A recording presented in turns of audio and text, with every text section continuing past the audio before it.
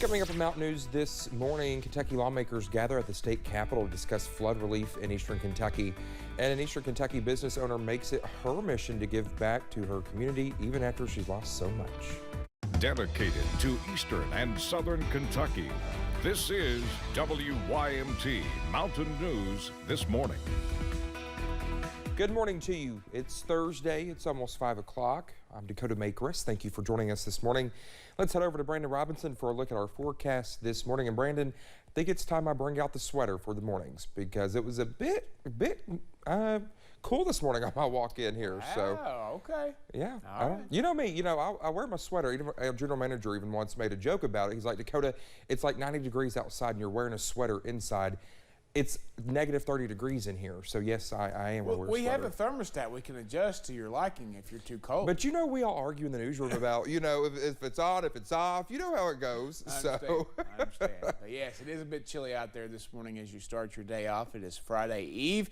And of course, we are looking at what looks to be an active live pinpoint Doppler radar. But I can tell you, every bit of that is ground clutter, and it's actually fog. So that's what we're showing you, the different scan this morning. Fog this time of the year, I wouldn't believe that, would you? Yeah, it's been that way every day for at least a few weeks now. And of course, the old wives' tale is for every morning you have fog in August, it's a day of snow in the wintertime. I don't know if that's the case or not, but it's never seemed to be true in the past. But we're seeing some limited visibility this morning, close to zero down in the Cumberland Valley. I-75 corridor, Williamsburg is at zero visibility.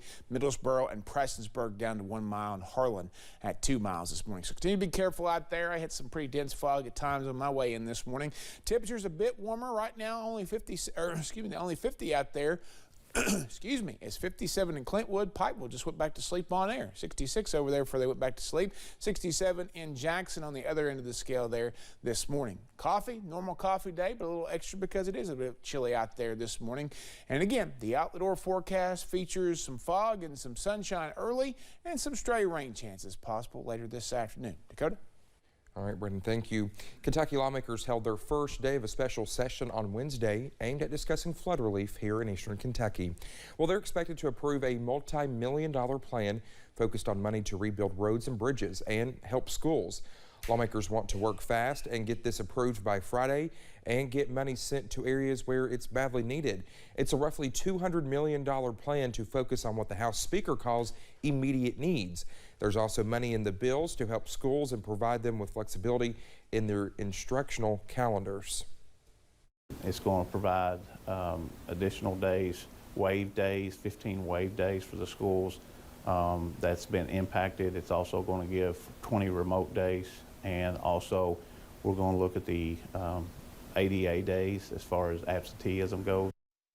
Well, most of the money to pay for the appropriations is from the State Budget Reserve Trust Fund. While lawmakers work to help eastern Kentucky school districts, one district is preparing to start school on Monday.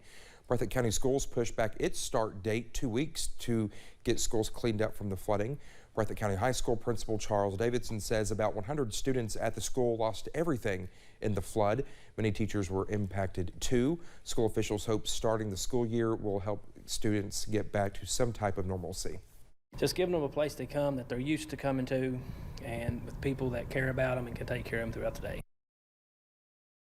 Breathitt County High School is holding an open house today from 4 to 6 p.m. where students can go and pick up school supplies. Well, Ken and Gloria Sloan have lived in their Knott County home since 1981, but were forced to stay in their small family room because of flooding.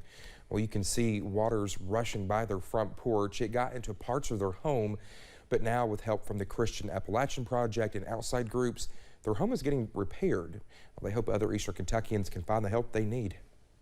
I hope that people have a good network of people that can help, like to rebuild, because there's no planning for it, there's no avoiding it, and when it happens, I hope that people get blessed with help.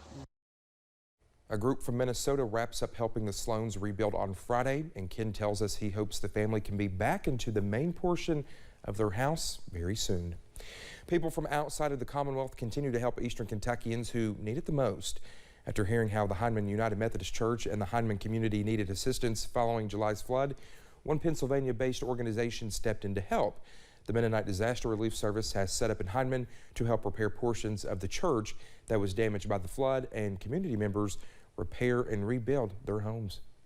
We heard that often floods 2 to 3 inches here in this community means a major disaster, but 3 or 4 times that makes it an exceptional disaster, which also requires an extraordinary response. The organization's executive director, Kevin King, says he and his team will be assisting the community for as long as people need it. One Whitesburg business owner is hoping to give back to her community after the recent floods, even after losing so much herself. Katie Gincotto, owner of 1842 Boutique, is hosting a toy drive to give back to kids who lost their favorite things to the floodwaters, asking people to drop off new toys at the shop for all kids newborn to 18 years old and get 20% off items from her store, while also taking names of children from the community who could benefit from the items donated.